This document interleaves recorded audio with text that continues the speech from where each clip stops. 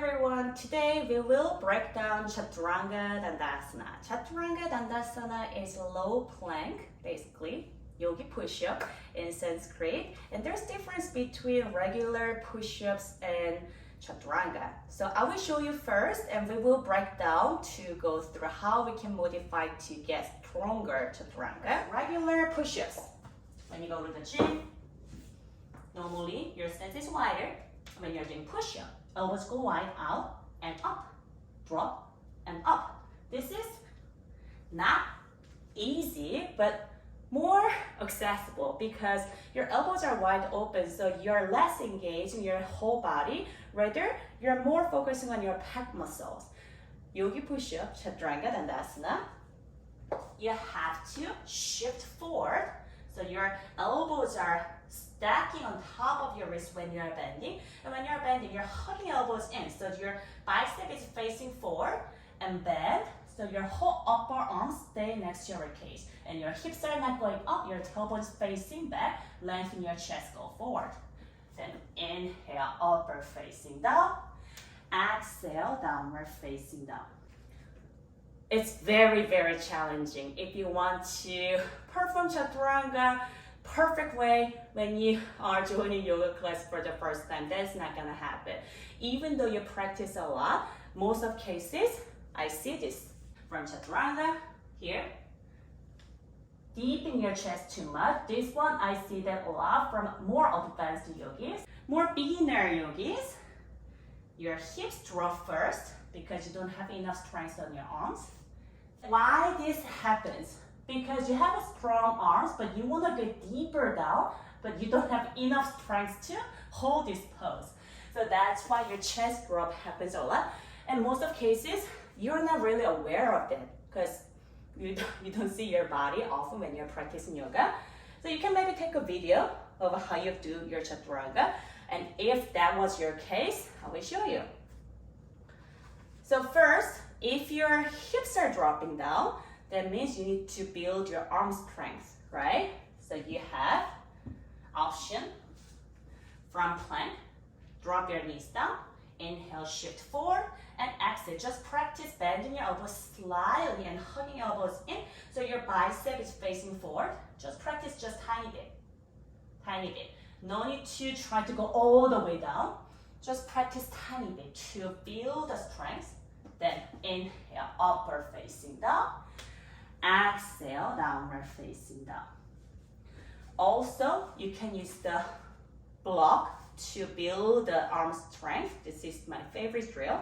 So bring a block in your forearms, palms facing down, just like you're doing forearm plank. You can drop your knees down for the first time when you try. Press your hands down. Keep hugging elbows in so your bicep is facing forward. Inhale, lift your elbows up and keep squeezing the block. Come to tabletop and bend. Hugging block in. Inhale, push up. Exhale, drop it down simultaneously, left and right. So practice a little bit faster. Inhale, shift forward. Exhale, bend your elbows. Inhale, push up. Exhale, drop it down. And one shot. Bend and drop it down. It helps a lot on your forearm plank and also dolphin pose. And furthermore, it's gonna help you a lot to get onto Vinyasa forearm stand. This is my favorite drill. So work on that and feel how your bicep and tricep feels. Next, if your chest drops a lot, try this. Place the blocks right under your shoulders.